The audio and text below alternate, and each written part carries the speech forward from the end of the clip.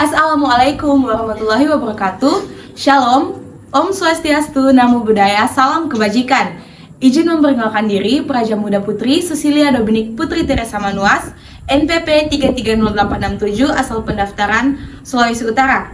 Saya sebagai perwakilan dari kelompok 2, kelas D5. Di sini kelompok kami akan membahas tentang kabut asap.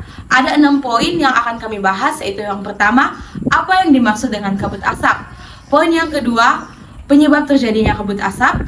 Yang ketiga, dampak dari kabut asap. Yang keempat, contoh kasus kabut asap di Indonesia. Yang kelima, cara mengatasi kabut asap.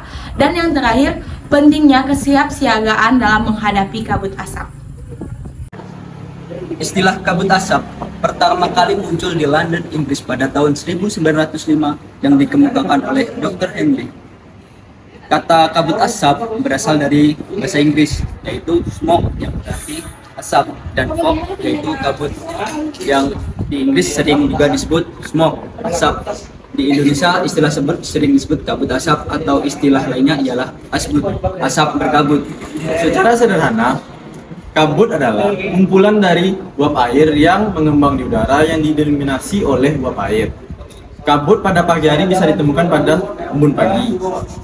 Sedangkan asap adalah kumpulan dari beberapa gas yang berbentuk senyawa dan biasanya juga terdapat zat padat dan polutan di dalamnya. Asap merupakan hasil dari pembakaran yang berupa pembakaran organik maupun pembakaran dari BBM. Jadi, kabut asap adalah kumpulan dari dua senyawa tersebut yang mengembang di udara yang berwarna lebih gelap dan sulit terurai di udara. Apa sih yang menyebabkan kabut asap? Kabut asap pada umumnya terjadi karena kebakaran hutan. Kebakaran hutan sering terjadi karena meningkatnya suhu oleh sebab gelombang panas. Selain daripada itu, kebakaran hutan terjadi oleh manusia sendiri. Seperti contohnya pembakaran hutan untuk pembukaan lahan pertanian maupun lahan perkebunan.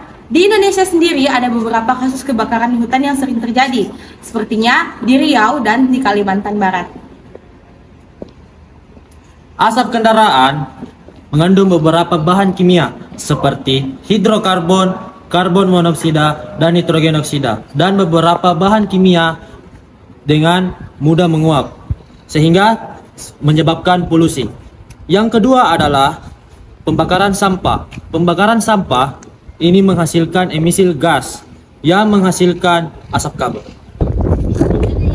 Dampak kabut asap, bisa saudara-saudara sekalian lihat di sebelah kanan dan sebelah kiri saya terjadi kabut asap yang sangat tebal. Dan dari dampak kabut asap ini kami mengambil 4 poin, yaitu poin yang pertama, dampak asap bagi kesehatan manusia. Dampak asap bagi kesehatan manusia sangat mengganggu bagi tubuh kami, yaitu terdapat partikel-partikel kecil seperti karbon dioksida dan karbon monoksida. Dan yang kedua, dampak kabut asap terhadap lingkungan. Bisa dari saya contoh-contoh kecil, kami tidak bisa beraktivitas di luar rumah, jadinya kami selalu ada terkurung dalam rumah, dan juga susah untuk kami bernafas. Kabut asap dapat memiliki dampak ekonomi yang signifikan. Penutupan sekolah dan tempat kerja, penurunan produktivitas petani dan pekerja luar ruangan, serta biaya perawatan kesehatan yang meningkat dapat mengakibatkan kerugian besar bagi masyarakat dan pemerintah. Selain itu, kabut asap juga dapat memiliki dampak negatif secara sosial. Penutupan tempat-tempat umum dan pembatasan aktivitas luar ruangan dapat mempengaruhi kualitas hidup dan rutinitas sosial masyarakat. Untuk itu, penting bagi kita untuk mengurangi dan mencegah terjadinya kabut asap melalui cara-cara seperti pengaturan kebakaran hutan, pengelolaan limbah yang baik, pengendalian emisi kendaraan dan industri, serta penggunaan lahan yang berkelanjutan. Maka, penting bagi pemerintah dan masyarakat untuk bekerjasama dalam menjaga udara dan lingkungan agar terlindungi dari dampak kabut asap. Nah, kasus dari kabut asap sendiri, yaitu kabut asap yang melanda kota Palangkaraya. Kabut asap tersebut disebabkan karena kebakaran hutan dan lahan yang terjadi di Provinsi Kalimantan Tengah. Kabut asap yang tebal tersebut mengganggu aktivitas di perkotaan dan juga jam belajar murid di sana dikurangi karena kabut asapnya yang semakin tebal setiap harinya. Ya, contoh lain dari kasus kabut asap ini terjadi di Provinsi Kalimantan Selatan di kota Banjarmasin.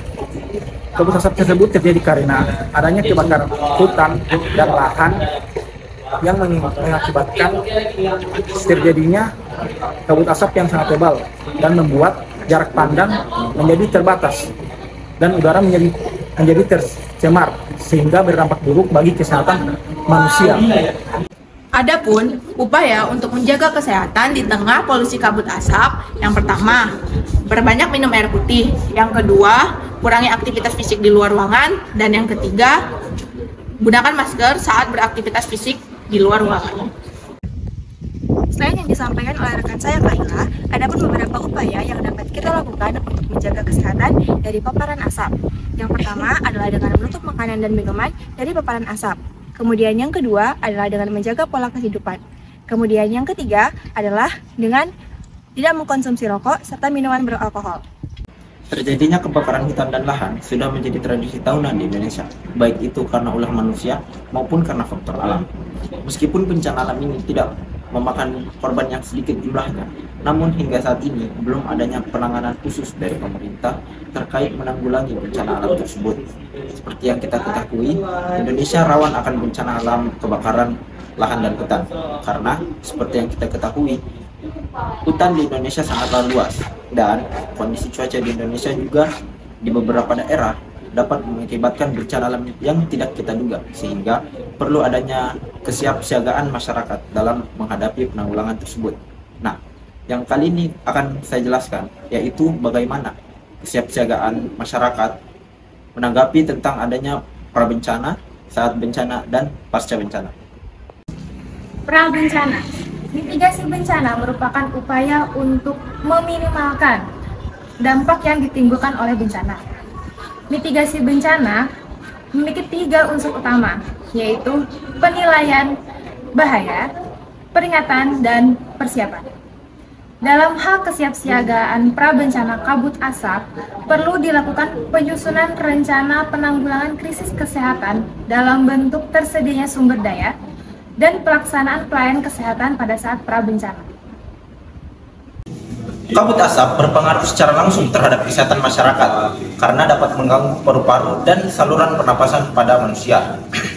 Nah, yang terlibat dalam penanggulangan bencana kabut asap termasuk yang berhubungan dengan kesehatan masyarakat akibat kabut asap. Oleh karena itu, dalam penanganan masalah kesehatan yang ditimbulkannya harus tetap memperhatikan peran bagi pemerintah yang harus memberikan edukasi kepada masyarakat tentang bahaya kabut asap tersebut. Nah, tentu saja di saat kabut asap terjadi, sebagai masyarakat tidak bisa tinggal diam, karena yang harus kita lakukan adalah melakukan pencegahan pertama, di mana kita perlu menutup ventilasi rumah atau menghindari ruang terbuka sehingga kita tercemar dari asap yang banyak.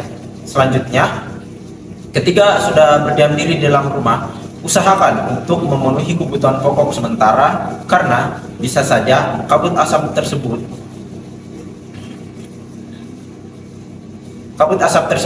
bisa saja menjelang lebih lama dari ketersediaan pokok yang kita punya di rumah. Maka dari itu, selalu siaga ketika apapun bencana yang terjadi. Berdasarkan dengan Undang-Undang Nomor 24 Tahun 2007, Pasal 48 yang meliputi pengkajian secara cepat dan tepat terhadap lokasi, kerusakan, dan sumber daya.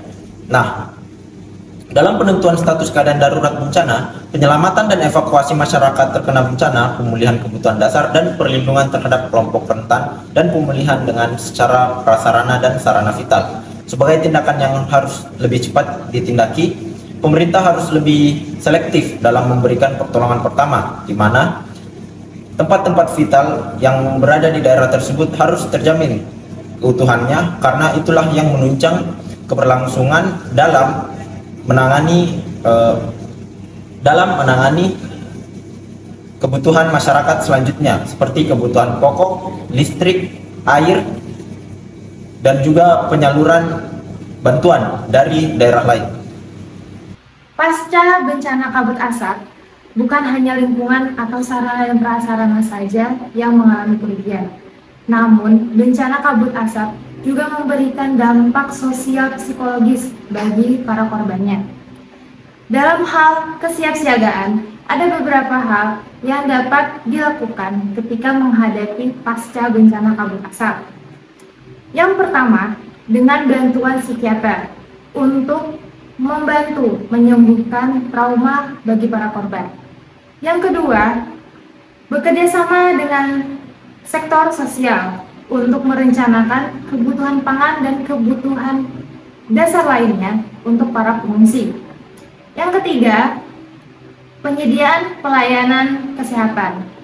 Penyediaan pelayanan kesehatan juga sangat penting dilakukan untuk masyarakat yang sakit atau yang mungkin akan sakit akibat terlalu lama terpapar oleh asap pekat. Sekian dari kelompok kami, lebih dan kurangnya kami memohon maaf. Wassalamualaikum warahmatullahi wabarakatuh. Shalom, Om Swastiastu, Namo Buddhaya, salam kebajikan.